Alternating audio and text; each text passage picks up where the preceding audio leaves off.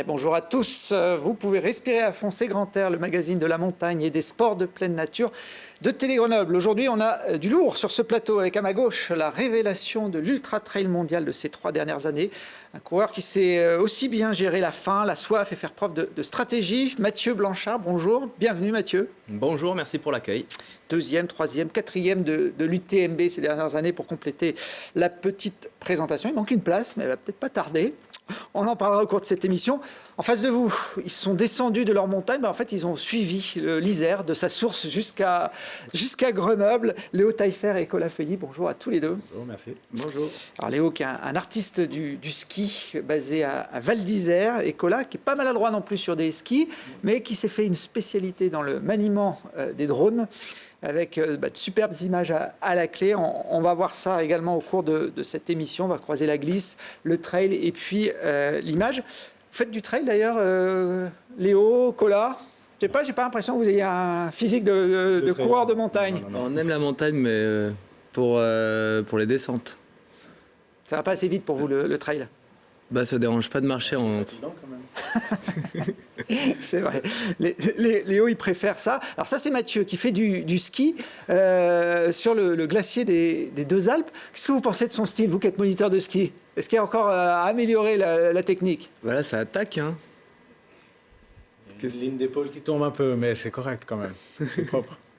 J'imagine que le matériel est super léger et très inconfortable à skier. Donc, exactement. Pour info, c'est des skis de rando qui sont en carbone hyper légers. Ouais. Et en fait, j'avais mal réglé une des fixes. Et dans un virage un peu appuyé, avant ce rush-là, j'ai déchaussé. Je me suis mis une énorme gamelle. Donc après, j'étais un petit peu plus sur la retenue. Voilà, c'est plus des skis qui sont faits pour monter que pour descendre. Ouais, c'est horrible. Bravo de faire ça. Bon, si je montrais ces images des Deux Alpes, c'est par hasard parce que Mathieu, vous vous êtes établi chez nous en Isère il y a quelques mois et votre camp de base, c'est la station de Loisan. Oui, tout à fait. Je me suis installé au mois de mai aux Deux Alpes. J'ai acheté un petit chalet avec ma compagne et j'arrive de 9 ans et demi au Québec, à Montréal, où j'habitais. Donc voilà, c'est un gros changement pour moi et puis j'ai choisi d'établir ce camp de base. Je préfère appeler ça un camp de base parce que j'ai encore beaucoup d'aventures et de voyages à droite à gauche, mais ouais, c'est bien aux Deux Alpes que je me suis installé. Bon, vous avez quand même des liens avec l'Isère et notamment Grenoble, hein, parce qu'avant d'être au Québec, vous avez passé quelques années dans la capitale des Alpes. Oui, tout à fait. J'étais en école d'ingénieur ici à Polytech Grenoble pendant 3 ans. Et à l'issue de l'école d'ingénieur, j'ai vu que les métiers un petit peu trop techniques, ça ne me plaisait pas. Alors j'ai rajouté encore une année dans l'école de commerce GEM pour avoir un petit peu plus de spécialisation commerciale. Et c'est peut-être aussi que j'avais du mal à quitter la vie étudiante. Alors je me suis rajouté une petite année pour profiter encore un peu, quoi. Alors on est bien quand on est étudiant à Grenoble, il y a beaucoup d'opportunités pour faire la fête. Votre passion pour le trail, elle vient de là, de vos années à Grenoble? Alors non, pas du tout. Pour la petite anecdote, quand je suis venu encore ce matin en voiture, à chaque fois je suis surpris de voir qu'il y a autant de montagnes autour de Grenoble. À l'époque, je ne les regardais pas du tout. J'étais vraiment au centre-ville et puis j'étais caché par les murs de béton. J'allais simplement skier de temps en temps, mais là je redécouvre effectivement qu'il y a beaucoup de montagnes autour. Mais à l'époque, voilà, je profitais plus de la vie nocturne, étudiante et de la fête que des montagnes. Bon, chaque chose en son temps, vous avez bien fait. À la base, vous venez du sud de la France, hein, Mathieu? Tout à fait. Cavaillon, entre Marseille et Avignon à peu près. Voilà, donc c'est là que ma famille vit. Bon, après, moi, j'ai beaucoup bougé, mais je suis originaire du sud de la France. Maintenant, on est très content de vous avoir en Isère, surtout que pour le trail, les Deux Alpes, c'est un formidable terrain de jeu. Hein. Oui, c'est un formidable terrain de jeu. C'est surtout qu'en face aussi, il y a le parc des Écrins. Très sauvage, très aérien, beaucoup d'arêtes, beaucoup de beaux sentiers, et puis c'est ce que je suis en train de découvrir. Et voilà, je me suis établi là aussi parce que c'est très multisport. Moi, je cours énormément et c'est dur sur le corps, donc j'aime bien aussi transposer, puis faire d'autres sports, du vélo gravel, du VTT descente, du VTT, du ski de rando. Il y a vraiment un petit... Voilà, c'est un Walt Disney pour adultes, j'aime dire. On vous a même vu au départ de petites courses locales en Oisan cet été. J'imagine que les habitués ont dû être surpris de voir un coureur de votre calibre au départ de la Cristolaise notamment. Oui, tout à fait, la Cristolaise, course très locale, mais dans le parc des Écrins, c'est aussi une manière de connecter avec la communauté locale, de découvrir aussi des chemins que j'ai jamais vus. Et c'est bien aussi en préparation de gros événements, d'aller sur des événements de moindre envergure, je dirais, du moins sur la sollicitation médiatique, ce qui permet de courir vraiment plus relax, on va dire. Et puis vous l'avez dit, les deux Alpes, il y a des cols un peu partout. Le vélo de route, c'est un bon complément pour un entraînement de trail. Énormément, ouais. C'est le sport que je fais le plus après le trail. Je pense que l'Oisin, c'est vraiment top pour le vélo de route avec tous les cols qu'on a autour. D'ailleurs, c'est les cols les plus mythiques. Sauf que ce que je fais maintenant, c'est que j'ai transféré sur le vélo de gravel. Donc c'est un vélo de route qui a juste des roues un petit peu plus larges avec des crampons, ce qui permet aussi de temps en temps, quand je vois un chemin qui a l'air sympa à droite ou à gauche, d'aller de sortir des sentiers voilà. Mais on roule très très bien sur la route aussi. Puis comme je roule tout seul, je m'en fous d'arriver 5 minutes plus vite à la maison avec mon gravel ou mon vélo de route, quoi. La montée de l'Alpe d'Huez, on peut croiser Mathieu Blanchard de temps en temps Oui, on peut me croiser en vélo, on peut même me croiser en courant. J'ai fait une course récemment, ça s'appelle la course des 21 virages. On part de tout en bas et on va jusqu'en haut en courant. Et je pense que j'ai été plus vite en courant qu'en vélo. Alors c'est drôle. Ouais. Vous l'avez dit, vous n'êtes pas un montagnard d'origine. Vous avez découvert qu'il y avait des montagnes à Grenoble 5 ans après y avoir étudié. Le Québec, c'est pas un endroit adapté pour la pratique du trail ? Alors, c'est un super terrain, le Québec, c'est très sauvage. Il y a une densité de population, une des plus faibles au monde. Une fois qu'on sort de la ville, on est vraiment dans le très sauvage. Mais il manque des paramètres de course sur lesquels je vise. Donc l'altitude, les gros dénivelés. C'est plutôt des collines. La plus haute montagne que j'avais autour de chez moi, le Mont Tremblant, doit faire 800 mètres d'altitude. Donc c'est pas forcément adapté à des courses que je vise comme l'UTMB dans les Alpes ou d'autres courses. Donc voilà, c'est pour ça aussi que j'ai décidé de revenir dans des grandes montagnes et que j'ai choisi les Alpes. Alors on vous voit sur le Mont-Royal à Montréal, qui est le point culminant de Montréal. Je crois que c'est 234 mètres, effectivement. Voilà. Là, on est à 234 mètres, on est en plein hiver. Et puis là, en fait, c'est à l'époque où j'allais au travail en courant. C'est comme ça que j'avais trouvé la technique pour progresser. J'étais ingénieur dans un bureau et je voulais faire de l'ultra-trail. J'avais un emploi du temps assez chargé comme ingénieur. Donc j'allais au travail en courant, aller, retour, en passant par le Mont-Royal. Et puis là, on est sur des températures qui peuvent être en dessous de moins 30 degrés. Donc c'est quand même de l'aventure. Alors, le grand public, Mathieu, vous avez découvert en 2020 à la télé, dans une célèbre émission qui ménage pas ses candidats, Koh-Lanta. C'est une bonne expérience, ce programme? Ouais, c'est là j'étais affûté là. Ah oui là, je sais pas si la photo a été retouchée, mais en tout cas. Ouais, c'était moi en fait, j'ai toujours eu cette passion pour la nature, pour la survie. Et c'est une des plus belles expériences de ma vie. Au début, je me suis dit, bon, je vais aller là-bas, ça va être un petit peu truqué, ils vont nous donner à bouffer et des sacs de couchage la nuit. Mais en fait, j'ai été satisfait de voir que pas du tout. Il n'y a pas de triche. C'est vraiment l'expérience Robinson, tu vois. Moi, quand je lisais le livre de Robinson ou que je regardais la série Lost, par exemple, j'ai toujours un petit peu rêvé aussi que mon avion amérisse proche d'une île pour vivre cette expérience-là. Et c'est ce que Koh-Lanta permet de faire. Donc voilà, c'était une super expérience, j'ai adoré. Je suis parti un petit peu trop tôt parce que j'étais trop en mode aventure, survie, sport plus que stratégie. Ah oui. Et donc non, c'est aussi un jeu et l'idée c'est d'aller le plus loin. Et si tu penses pas trop stratégie, tu peux te faire sortir assez tôt, ce qui m'est arrivé. Et il faut avoir tout en tête sur Koh-Lanta. Et c'est une émission qui vous tenterait, Kola, Léo Je pensais que c'était truqué, je savais pas que c'était pas truqué. du coup, pourquoi pas, ça peut être marrant. Ouais. Moi, j'ai déjà pensé, je m'étais déjà dit, un jour, ça peut être une expérience à faire, mais bon, c'est vraiment sur sélection et je pense que les places sont chères. Ah bah oui, j'imagine qu'il y a beaucoup de candidats. Moi, personnellement, à part Grand Air, c'est l'émission à laquelle j'aimerais participer. Également, bon, j'ai jamais candidaté, mais... Moi, j'ai des conseils pour vous. Ah ouais, après l'enregistrement, on demandera à Mathieu ce qu'il faut mettre dans le CV pour avoir une chance de passer le filtre.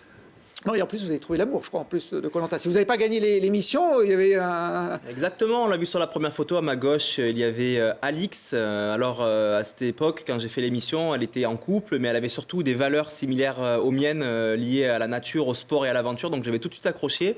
Ça a pris du temps ensuite pour qu'on se mette ensemble. Il y a eu quelques autres étapes, mais c'est vrai que c'est là que je l'ai rencontrée. Et je trouve que c'est plus original de rencontrer sa compagne sur une île déserte en survie que sur Tinder. Ou dans une soirée grenobloise. Exactement.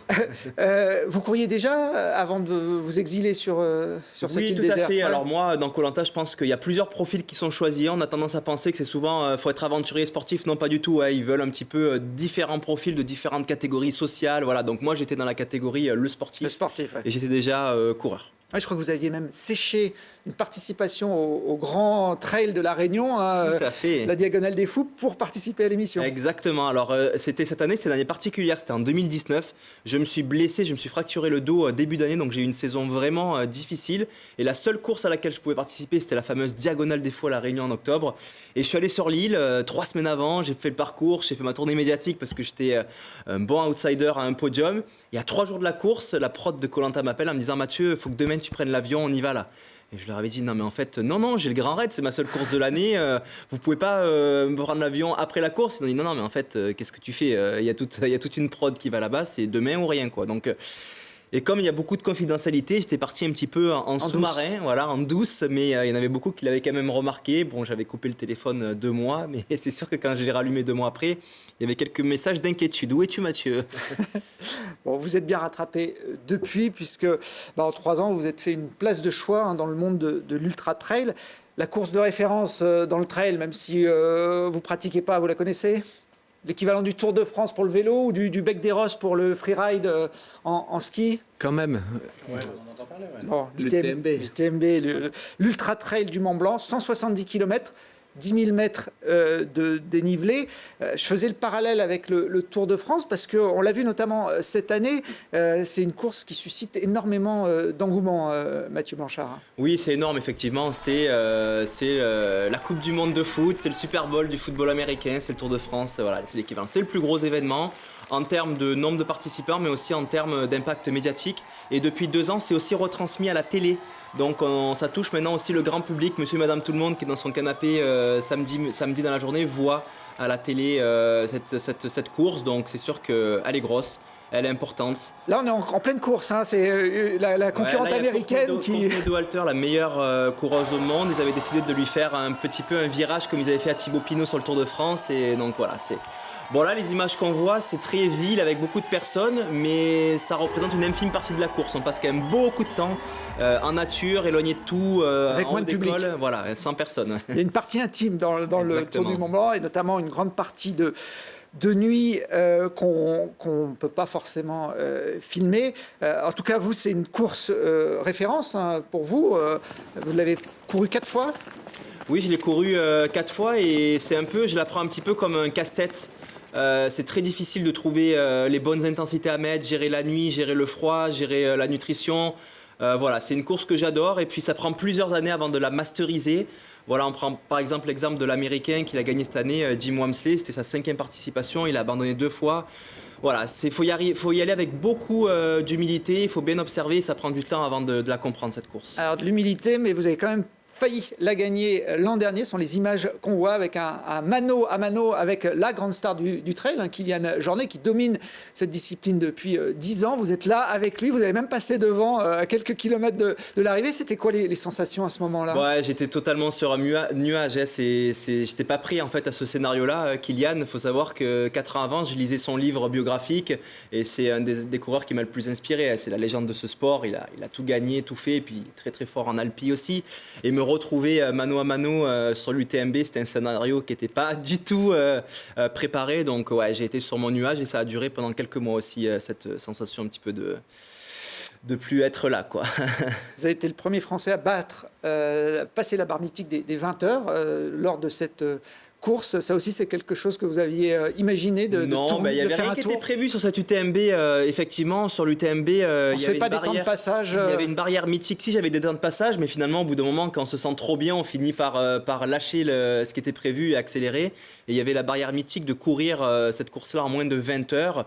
Et puis avec Kylian, on a été les 2 premiers athlètes dans l'histoire à le faire. Sur le parcours d'origine, parce que parfois, oui, il peut y avoir des modifications. Il y a des modifications, donc là, le record ne compte plus, mais effectivement, ça a été la cerise sur le gâteau qui n'était pas prévue. Et puis voilà, quand on a des bonnes journées, c'est ce qui peut arriver. Bon. 13e en 2018, 3e en 2021, 2e en 2022, donc on l'avait avec Kylian Jornet, 4e cette année. Vous restez toujours dans le top 5. Quelle que soit la place, quand on finit un ultra comme ça, j'imagine qu'il y a beaucoup d'émotions. Oui, c'est énorme quand on arrive à l'arrivée, qu'il y a des milliers de personnes comme ça qui vous acclament, qui vous crient dessus, qui vous regardent. Il y a des couleurs, il y a des odeurs, il y a des bruits. Vraiment, on se transcende. C'est très très puissant au niveau émotionnel. On est aussi à fleur de peau parce qu'on est extrêmement fatigué, donc les rires peuvent arriver aux éclats.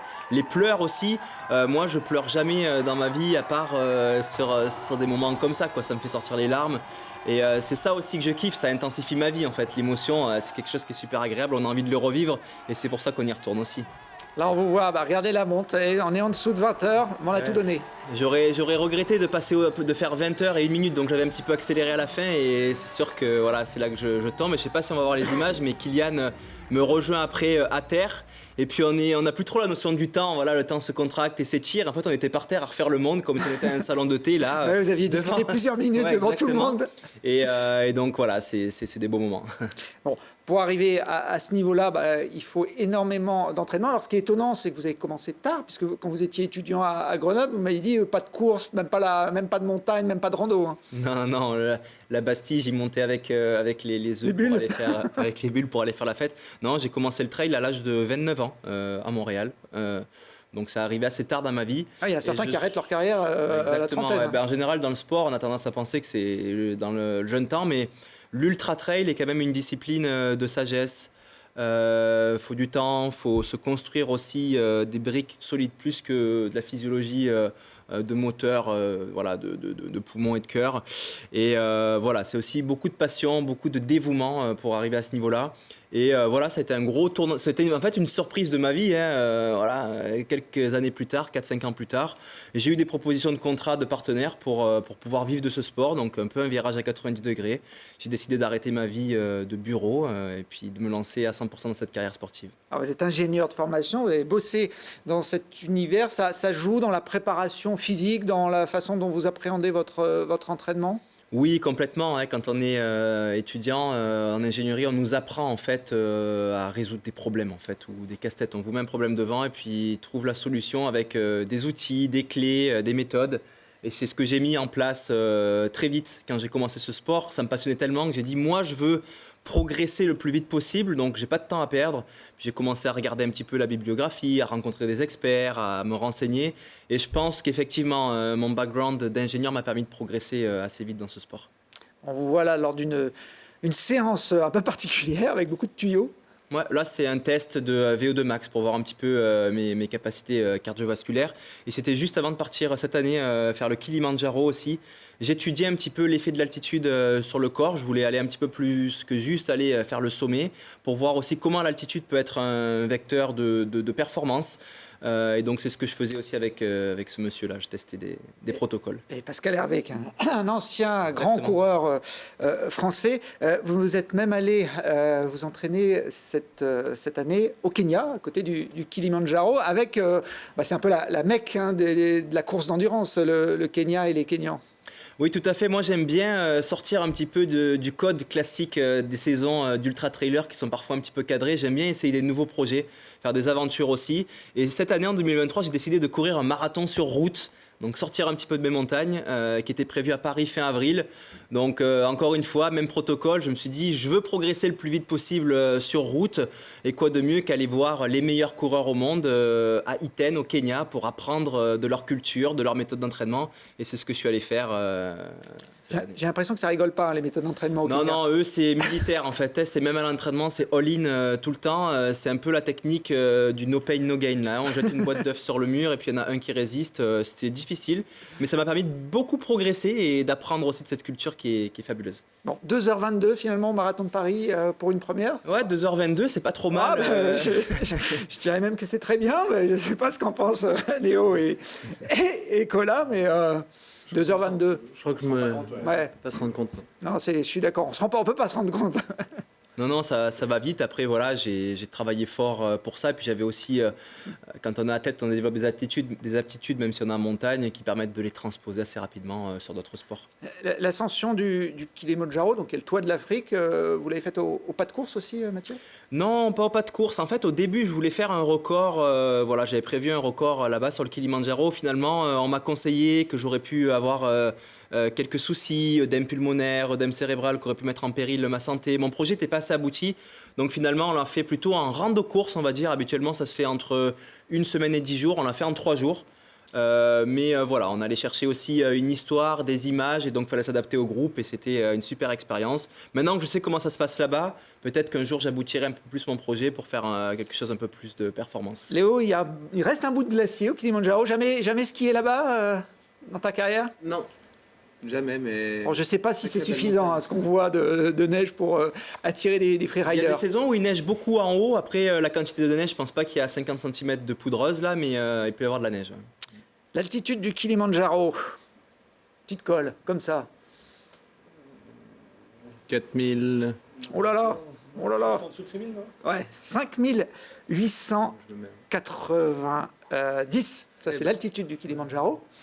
Et deuxième petite colle, Léo, est-ce que c'est plus haut ou plus bas que la tour nord de Biakeri? Que la Biatcherai. Biakeri, je l'ai prononcé à la française. On est à peu près sur les mêmes hauteurs. On était à 5009. Eh ouais, elle était à 5880, cette fameuse tour. Voilà. J'en parle parce que c'est l'altitude est similaire à celle du Kilimandjaro, même si le cadre est un peu différent. Là, on est au Pakistan, au plein cœur du Pakistan. C'est cette montagne assez particulière où Léo Taillefer s'était retrouvé il y a quelques années pour une expé qui consistait à descendre cette face qu'on voit. Hein. Ouais, au cœur du Karakorum.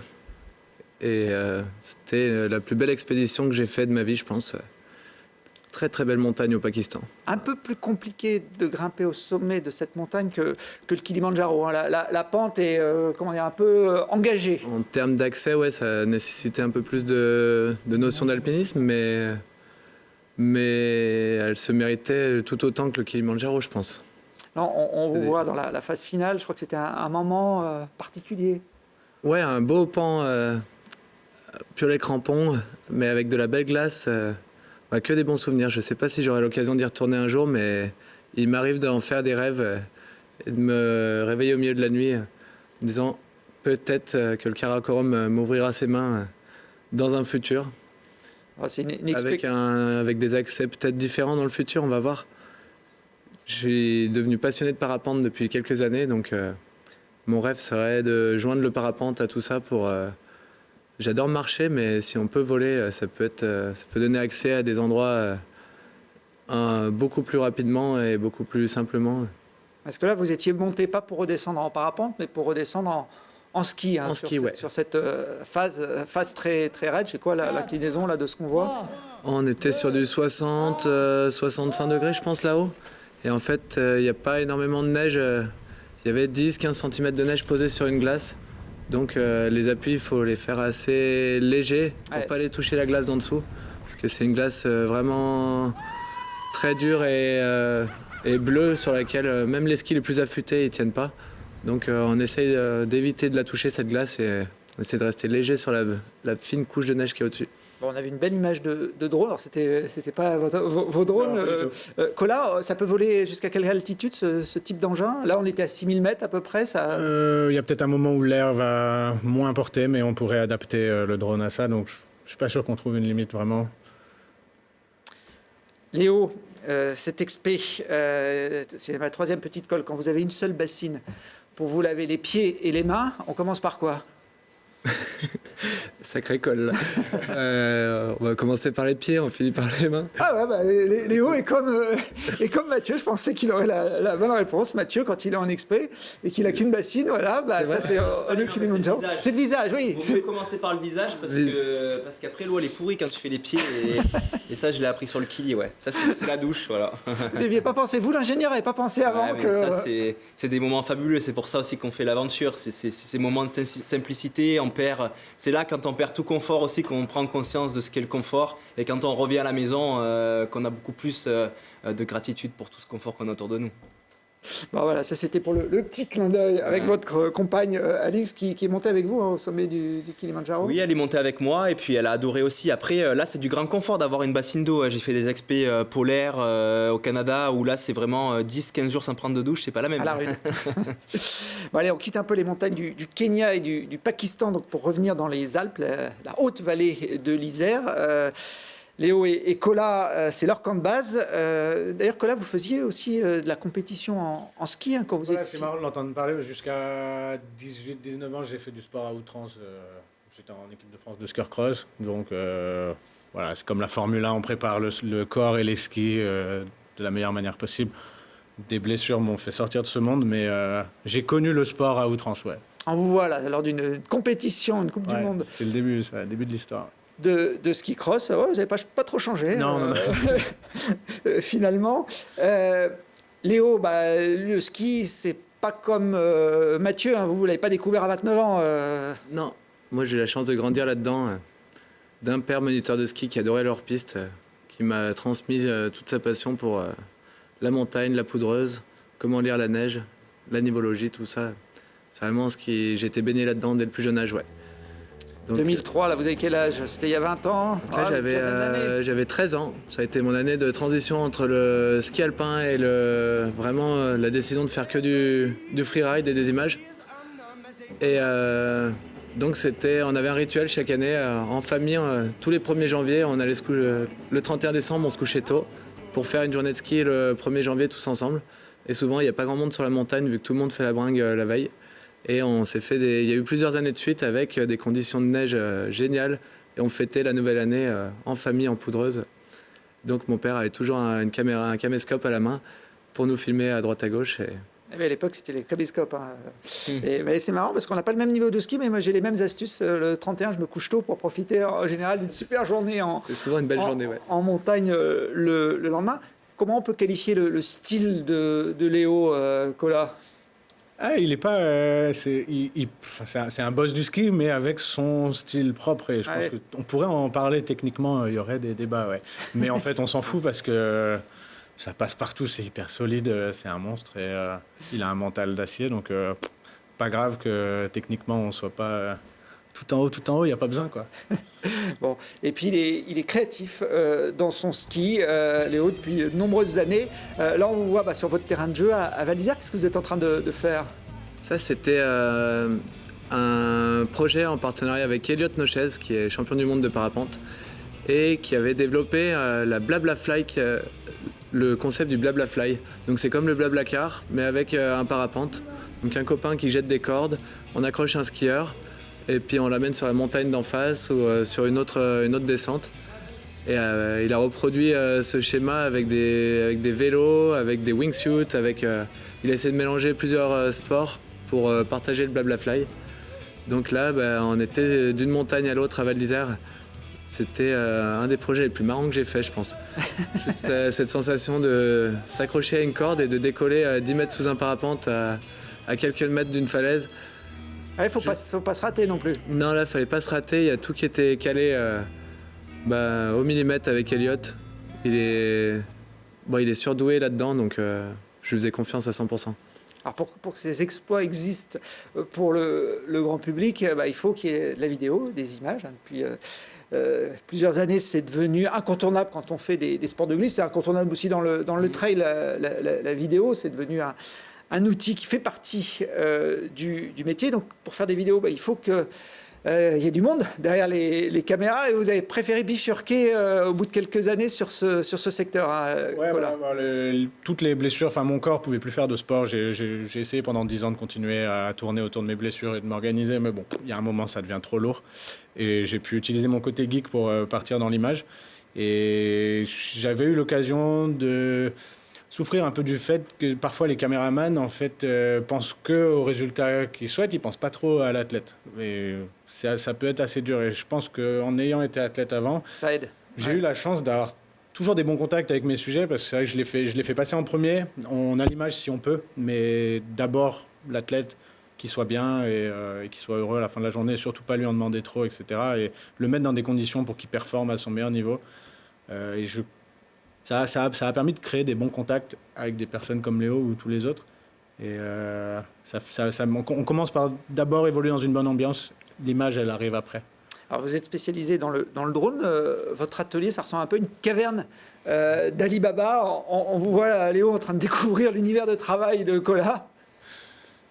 Ouais, c'est un endroit assez atypique. On est vraiment on a l'impression de rentrer dans la Batcave de Batman. Est-ce que vous les fabriquez vous-même, vos drones? Ouais, en fait, parce que je souhaite les pousser, je les spécialise pour chaque discipline que je filme en fait, parce que on a la chance que ces machines soient extrêmement évolutives, on peut vraiment faire ce qu'on veut avec. Maintenant voilà, on peut prendre le temps de construire des machines spécifiques pour chaque discipline, c'est hyper intéressant, on gagne énormément en performance et on peut se retrouver à avoir vraiment des outils adaptés, voilà. Mais ça passe par des heures et des heures de développement et de tests jusqu'à trouver une recette qui va fonctionner pour un sport. Et puis là, une fois que je l'ai, je fais 2-3 copies de celui-là et je sais que je suis bon pour filmer ce sport. Et puis à chaque fois que j'ai des demandes différentes, je vais aller chercher la bonne recette pour chaque sport, quoi. On a vu là qu'il y avait le drone speed riding, le drone wingsuit, le drone ski. Il y a un drone spécifique pour le trail ou c'est une discipline qui est assez facile à... Je pense que ce serait pas trop compliqué parce que les vitesses sont pas trop folles. Ouais, vous n'allez pas assez vite, Mathieu. Non, mais on pourrait prendre les drones qui vont le plus lentement possible et faire des super images, je pense. Ouais. Bon, vous êtes suivi sur une course comme l'UTMB, il y a des drones qui vous suivent. Oui, drones. Et puis maintenant, il y a aussi, en fait, c'est des athlètes. C'est bien aussi. En fait, aujourd'hui, les preneurs d'images aussi, quand ils ont été aussi athlètes sportifs, ils savent où se placer, ils savent comment regarder, ils comprennent aussi le sport. Et donc aujourd'hui, c'est sûr que pour venir filmer nos épreuves dans les sentiers, on ne peut pas y aller avec des voitures ou des vélos. Donc c'est vraiment des personnes qui courent, qui ont une caméra à la main avec une antenne dans le dos et qui nous suivent. Ouais, donc ils doivent être capables de vous suivre à votre rythme pendant quelques kilomètres. Bon, ils se relaient, évidemment, ils ne font pas toute la course. Mais c'est pas donné à n'importe quel. Les parties les plus techniques, c'est à pied. Après, les parties un petit peu moins techniques, c'est en vélo électrique. Et puis ensuite, l'aérien, c'est souvent en drone. Bon, en tout cas, ces drones, depuis quelques années, ça ouvre des perspectives énormes en termes d'images pour le ski freestyle. Notamment, j'ai repris une petite séquence là, des images de Kola. C'est vrai que là, on est vraiment au cœur de l'action avec ce type de drone. Ouais, c'est assez génial. C'est à nous d'être créatifs. Il n'y a pas énormément de limites. La seule limite, c'est ne pas impacter son sujet. Et c'est la grande règle. Mais après... Il y a énormément de choses à faire. Ouais. Bon, ça vous est déjà arrivé qu'un drone vienne toucher un athlète Non, et c'est ma règle d'or et je veux que ça reste comme ça. Et je mets tout en place pour que ce soit jamais le cas. Donc voilà. C'est quoi la discipline la plus compliquée à filmer avec les drones ? Clairement tout ce qui est base jump, wingsuit, parce qu'on a cette notion vitesse qui est énorme et qui modifie quand même pas mal le pilotage, parce que n'importe quel mouvement à 240 km/h, il a des grosses répercussions. Voilà, mais ça se fait, on arrive à de beaux résultats. Il y a eu une grosse phase de construire la confiance avec les athlètes surtout, et maintenant on est détendu, je vole avec eux, j'ai compris comment leur sport fonctionne. Ça se passe bien. Là, on voit avec Vincent Cotte, qui est un Grenoblois. C'est des images d'ailleurs au-dessus de Grenoble, sur le massif de la Chartreuse notamment. Vous dites, je vole avec eux. Complètement. Je sécrète de l'adrénaline aussi. Et on peut lire leur langage corporel. C'est hyper intéressant. Une fois qu'on en a fait assez, on sait tout ce qui se passe. Puis du coup, on arrive même parfois... Des fois, il m'appelle, il me dit je suis là, je suis au pied de cette montagne, t'es où ? Et puis il s'est trouvé un jour que je passais en voiture là, on s'était pas concerté, j'avais les drones dans la voiture, et on est capable, de faire un bon plan comme ça en quelques minutes. Mais voilà, parce que j'ai fini par apprendre comment son sport fonctionne et quels vont être les gestes, mon placement, ses réactions, etc. quoi. À quelle vitesse vont les drones pour suivre comme ça des wingsuiters On va être entre 180 et 240 selon la configuration de la montagne et qu'est-ce qu'eux ils cherchent à faire. Parfois, il me dit dans l'oreillette, attends, là, je te pose. Vous êtes connecté quand vous faites les images, vous parlez par radio interposée. Ouais. Et des fois, il me dit, là, je te pose et il va plus raide. Et c'est vrai qu'il m'amène aux limites de mon drone. Mais je continue à développer, donc bientôt il ne va plus pouvoir me poser. C'est terminé, je vais pouvoir le doubler. Léo disait que tu t'étais mis au parapente, la wingsuit, c'est aussi pas une encore, idée pas tout de suite. Le parapente prend beaucoup de place dans ma vie et la wingsuit c'est un long apprentissage avec des règles à respecter, je pense, en passant par le parachutisme et tout ça. Pour le moment, je suis plus à me concentrer sur le parapente, qui est une discipline qui prend... que j'essaie de pas toutes les faire en même temps. Je suis pas assez doué pour ça, donc une par une, c'est déjà bien. Bon, là, on avait des pros filmés par Kola. Ça reste un sport dangereux, très accidentogène, la wingsuit. La moindre erreur, et souvent, c'est la mort. Voilà, c'est un sport qui est aussi magnifique que stupide, j'ai envie de dire. Ouais. Je comprends tout à fait pourquoi on peut faire ce sport. C'est à partir du moment où on y a touché, je pense que c'est une grande ligne droite, mais voilà, il faut avoir la tête très froide et être en contrôle tout le temps. J'ai la chance d'avoir rencontré les meilleurs, mais voilà, même dans ces groupes-là, il peut malheureusement arriver des choses, quoi. Donc, c'est un sport qui pousse un peu fort. Ouais. Les sensations fortes, Mathieu, maintenant que vous êtes montagnard, vous vivez aux Deux-Alpes, ça vous tente d'aller faire ce type de pratique? Ouais, bien sûr. Bah, après, c'est un petit peu comme Léo, quoi. Je suis tellement occupé par ma pratique pour pouvoir évoluer à très haut niveau. C'est du dévouement quotidien, c'est des entraînements tous les jours. Moi, je vois tous les jours de mon balcon les parapentes qui partent parce qu'il y a l'air de départ juste devant. Je rêve d'en faire, mais je sais que si un jour j'y vais, c'est pas juste pour faire un baptême avec un barbu qui me souffle dans le cou derrière, quoi. J'ai vraiment envie d'être autonome, d'apprendre. Et je sais que ça va prendre quelques jours, quelques semaines, et qu'en ce moment, j'ai pas le temps de le faire. Donc ça viendra. Je découvre tous ces sports. J'ai toujours aimé l'adrénaline aussi. Plus jeune, j'étais très fan de snowboard freestyle, de kitesurf. J'en fais toujours un petit peu, mais je me garde une petite gêne maintenant parce que mon corps, c'est mon outil. Mais c'est sûr que ces sports-là, ça m'attire énormément. Alors, Léo et Colas travaillent depuis plusieurs années ensemble, hein, notamment sur un événement que vous organisez à Val d'Isère, Léo, qui mêle différentes disciplines, le parapente évidemment et le ski notamment. Ouais, donc le Léo's Invitational, je me suis servi du nom Invitational pour pouvoir moi-même inviter vraiment les cadors de toutes ces disciplines. Donc on retrouve du ski, du snowboard, du speed riding et du parapente. Et j'invite une quarantaine de pilotes et riders sur 4 jours à Val d'Isère. On se sert des 3 premiers jours pour se rencontrer parce que les skieurs ne connaissent pas forcément les parapentistes et les speedeux. Donc ça crée des liens entre les sports. Et l'objectif, c'est d'offrir une journée à un public le 4e jour.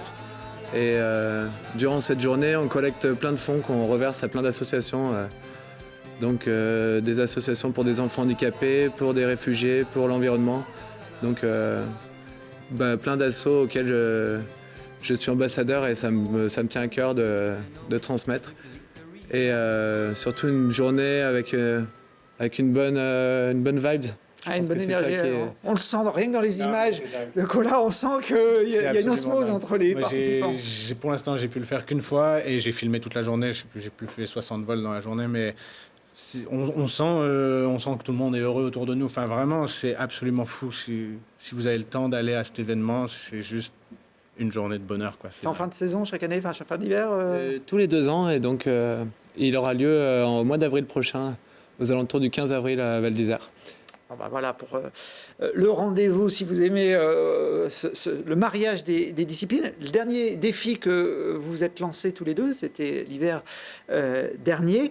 En quoi ça consistait, Léo? C'était une idée qui vous trottait dans la tête, je crois. Hein. Depuis un petit moment, ouais. C'est un rêve que j'avais depuis plus d'une dizaine d'années, d'un plan que j'avais en tête. Et à l'époque, je l'imaginais, en fait, les techniques n'étaient pas du tout les mêmes. Donc pour le réaliser à l'époque, il aurait fallu un hélicoptère avec une caméra accrochée dessous.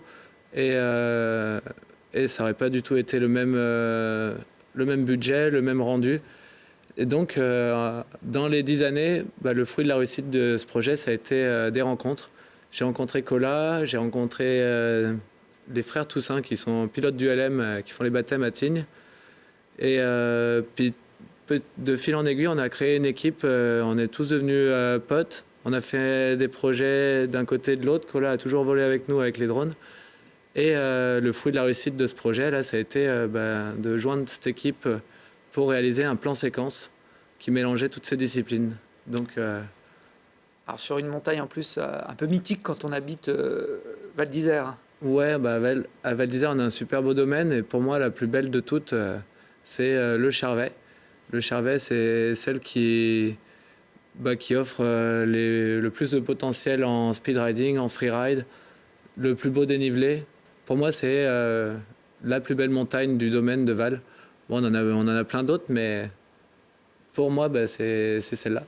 Alors c'est là le théâtre, le concept du plan séquence, Colas, c'est du quoi? coup, arriver à faire une séquence qui ne s'arrête pas. Qui s'enchaîne, pas de coupe, on remonte rien. Voilà, un seul bout de film avec tout ça qui se passe dedans à la suite. Bon, Léo me l'a pas dit tout de suite. Hein, ça a commencé par un coup de fil où il m'a dit « J'ai besoin de toi la semaine prochaine, si ça te dit, viens filmer. Moi, je suis toujours chaud parce qu'il a toujours des super projets. Mais une fois qu'il me l'a expliqué, par contre, je dis mais là tu vois trop gros, c'est pas possible techniquement en fait. Oui, parce que vous l'avez dit, chaque drone est adapté à une discipline. Donc Voilà. là, on en avait 3 ou 4. Là, il y a 3 différents. disciplines. Ce que je filme de plus rapide, ce que je filme de plus lent, comment je peux faire avec un seul drone. Voilà, donc ça a repoussé les limites du pilotage. Et c'est un petit peu dingue au final qu'on y arrive.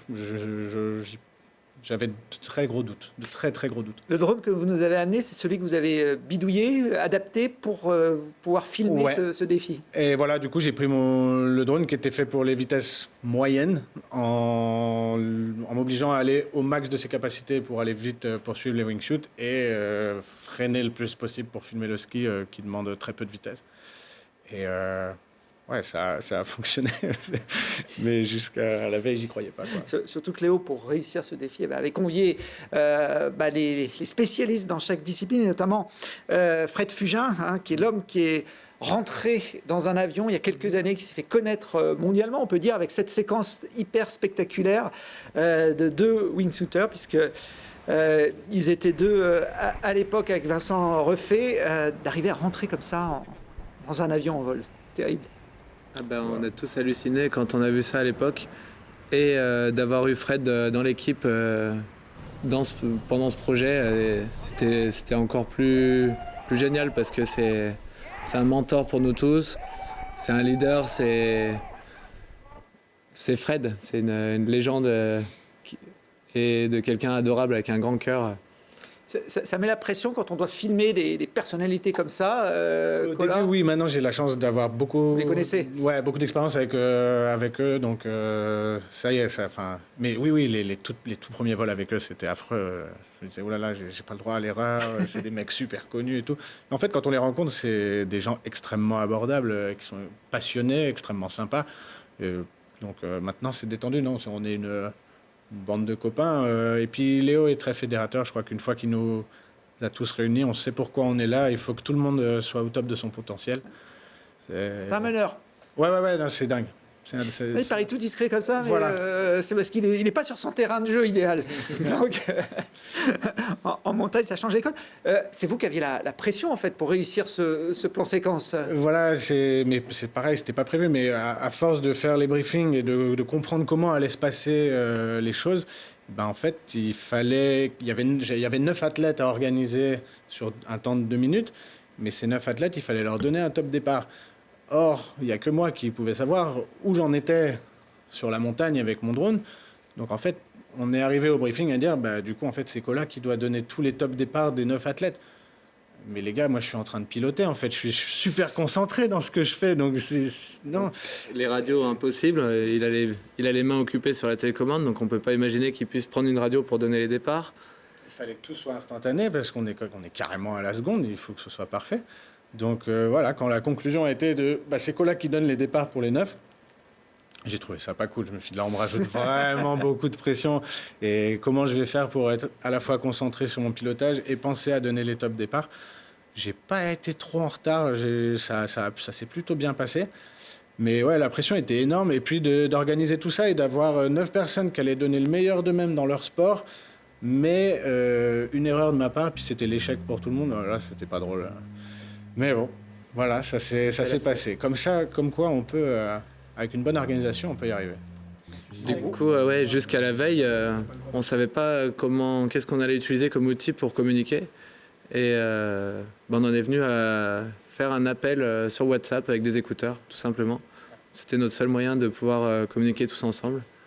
Donc, sur des appels de groupe, plusieurs, il suffisait de couper les micros pour les athlètes qui descendent pour pas qu'il y ait les bruits de vent. Et on lui a laissé juste la parole. Il n'y avait que lui qui pouvait nous parler, nous dire « Ok, t'es prêt, go !» Donc, pendant qu'il était en train de suivre une athlète, il fallait qu'il pense déjà au départ du prochain. Je m'étais mis des repères. Quand je vais passer à côté de ce caillou, ça va être à peu près le moment que je dise à lui d'y aller. Et puis voilà. Alors ça, c'est ce que vous aviez imaginé dans votre tête. Et puis on va voir ce qui s'est passé sur le terrain. Ça dure même pas 2 minutes avec les wingsuiters qui démarrent comme ça des ULM. Voilà. Et là, c'est votre drone unique. Ouais, là, c'est que l'image de mon drone. Donc là, c'est le plan séquence qui a été un petit peu accéléré parfois pour que ce soit plus digeste. Mais voilà, donc là, mon drone est carrément au max de ses capacités. Eux, c'est pas un terrain qui leur demande de voler trop vite, donc j'ai pu les suivre.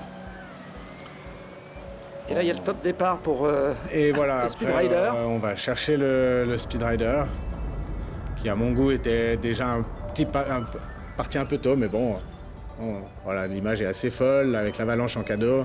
Voilà, puis là, j'avais un peu tous mes points de repère sur les cailloux. Je savais qu'il fallait que je donne les tops en passant à côté de certaines formes de la montagne. On va rechercher Léo qui se satellise. Il ne faut pas tomber non plus. Non, mais c'est dingue. Il y a énormément de paramètres à enchaîner pour que ça fonctionne comme vous l'aviez Voilà, imaginé. ouais, parce qu'il suffit qu'un des athlètes, ça marche pas pour lui, puis on plante tout. Voilà, et malheureusement, on est obligé de s'arrêter là parce que j'arrivais dans les limites techniques des ondes des transmissions radio de mon drone, quoi. La montagne a une forme telle qui me permettait pas d'aller plus loin. Donc bon, c'est déjà pas mal. Oui, j'allais dire que nous, ça nous convient comme plan séquence. Quel sentiment on a, Léo, quand on imagine quelque chose comme ça, on l'organise et puis que finalement, du premier coup, hein, c'est ça, vous l'avez réussi. Du coup, on a imaginé tous les scénarios possibles, tous les scénarios catastrophes, tous les scénarios de réussite. Et moi, j'aurais jamais pensé que ça marche aussi bien.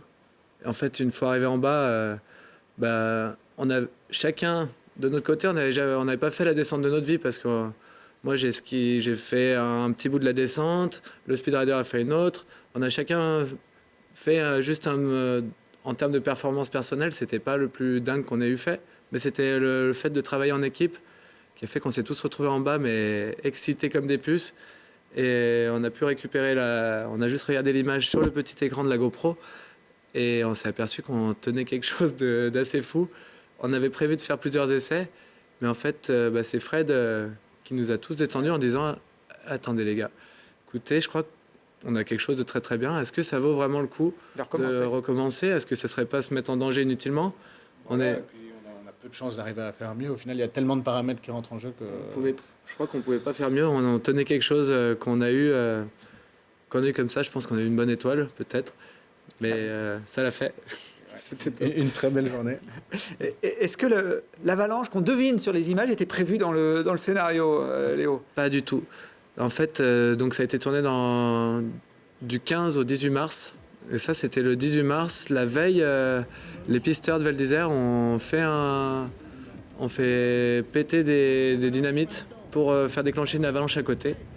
Et en montant dans les bennes le matin, j'aurais posé la question, est-ce que celle-là, elle pourrait partir? Et ils m'ont dit, on n'a jamais fait partir rien du tout sur cette langue de neige qui s'avance sur la falaise.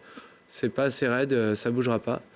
Et on avait vraiment à faire un manteau neigeux très spécial durant cette semaine. Et donc, on a fait péter un bout d'avalanche ici. Je pense que c'est la première fois que ça arrive. Et donc, c'était pas prévu. C'est pas du tout ce qu'on cherchait pour faire de l'image. On essaye plutôt même de l'éviter et de s'en éloigner. L'idée est de se régaler sans se mettre en danger. Là, elle est partie. Tout le monde va bien. Ça finit bien. J'en suis content.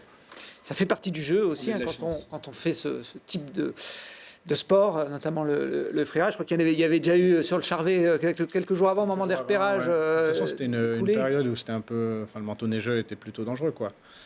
Mais tout le monde le sait, tout le monde. C'est ce qui est très intéressant dans ces équipes. Il n'y a pas de tête brûlée, en fait. Tout le monde a beaucoup d'expérience dans son sport et tout le monde sait quelles vont être les règles à respecter. Donc on essaie de trouver des solutions où tout le monde est heureux dans son respect des règles, quoi. Et c'est ce qui fait qu'il n'y a pas de souci maintenant. Voilà. La montagne est dangereuse. Ça... On n'avait que 4 jours pour filmer le projet ou au moins essayer. Et du coup, 4 jours, c'est pas énorme en créneau pour avoir toutes les conditions. Faire voler des ULM, faire voler des wingsuits, de tout ça, il nous faut. Donc, on a dû jouer avec des conditions pas faciles. Heureusement que tout le monde était bon chacun dans sa discipline pour pouvoir réussir. Eh ben bravo, en tout cas, d'avoir réussi ce plan séquence, hein, qui est un terme de cinéma qui se prête aussi aux activités de montagne. Il y a un film qui retrace un peu toute la genèse du projet. On en a vu quelques images. Ça s'appelle Charvet. C'est un film qu'on pourra voir sur Télé Grenoble à Noël dans le cadre des des rencontres ciné-montagne. On prépare une ou deux soirées cinéma avec justement des films qui ont été tournés dans nos montagnes alpines. Et vous pourrez comme ça vous replonger dans ce défi qui se termine de la plus belle des façons. D'autres idées en tête, tous les deux, plan séquence ou autre, dans les années à venir ou les mois à venir? Ouais. Il y a des, Et encore plus, on peut en faire encore mieux? Il y a des textos sur les téléphones. Si ça prend vie, enfin ça va prendre vie l'année prochaine, j'ai hâte d'y être. Il y a des grosses idées qui sortent là. Bon, puis je voulais faire, avant de clore ce chapitre, un petit clin d'œil au Benjamin de l'équipe que j'ai connu tout petit, avant même qu'il sache skier. Maintenant, maintenant, il a 16 ans. Il s'appelle Noah Pézra. Hein, on le voit là. Vous le surnommez Nono la Brute, c'est ça Nono la Brute, c'est son nom sur Instagram. Et il avait mis ça quand il était très jeune et qu'il a créé son Insta. Et du coup, ça le suit. Je pense que ça va le suivre quelques années parce que c'est une vraie brute, que ce soit en vélo, en ski, dans tous les sports qui commencent. Il a un réel talent et une affinité avec toutes les activités. Ce genre de jeune qui est bon à tout ce qui touche. Et donc ça énerve, mais moi ça m'attire pas mal. Donc je le suis et on verra ce qui deviendra bientôt. Bon, il a grandi à Grenoble, mais maintenant il vit à Val d'Isère avec ses parents. C'est le futur peut-être Léo Taillefer. Il est en train de me doubler. Et je suis en train de lui laisser ma place. Il y a un moment où il faut savoir laisser place. Et il est très doué Vous le retrouverez peut-être sur le plateau un jour. Ce que j'allais dire, on aura sûrement l'occasion dans quelques années d'accueillir Nono la Brute, qui connaît bien Grenoble aussi, comme Mathieu. Merci. Un petit mot, Mathieu. Petite explication de texte. Wapapunan.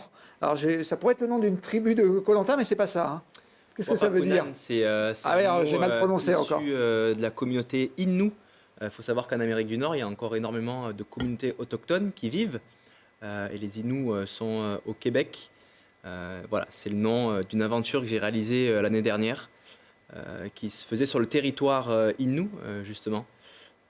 Voilà, et donc ça veut dire dans le blanc de l'œil.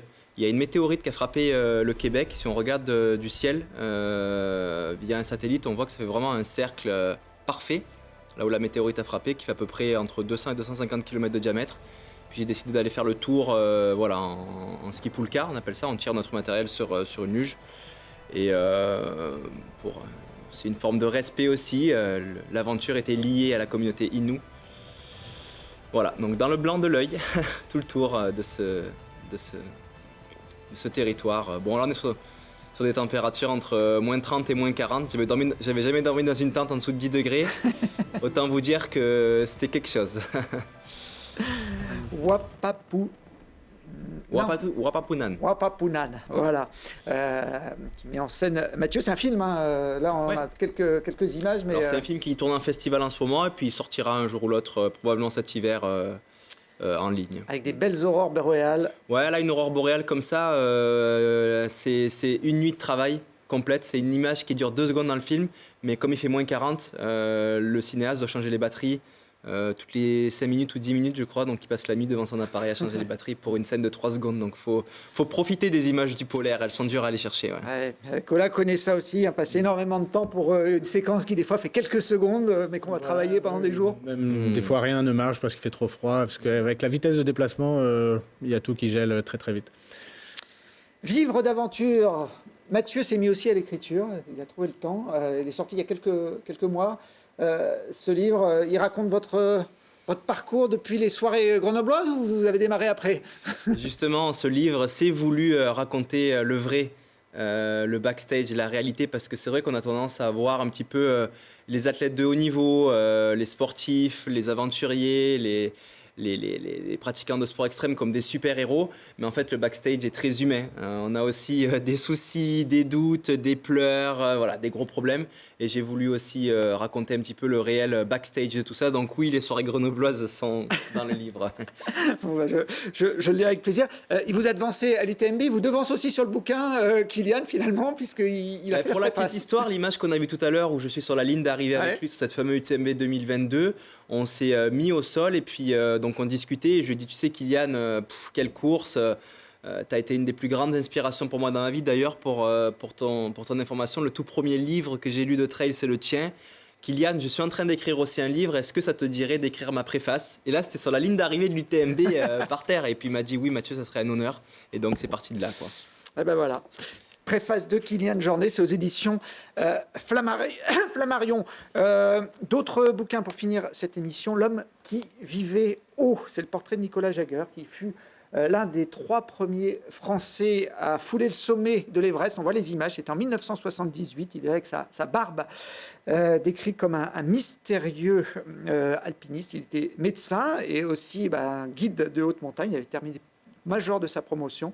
Et la journaliste Virginie Troussier a remonté le cours de sa vie pour comprendre le personnage et sa disparition inexpliquée en 1980 dans la face himalayenne la plus dangereuse, celle du Lhotse. Voilà, c'est un livre, si vous aimez la très haute montagne, que je vous conseille. C'est sorti aux éditions Paulsen, chez le même éditeur, le papillon de Lachenal. C'est signé Thomas Venin.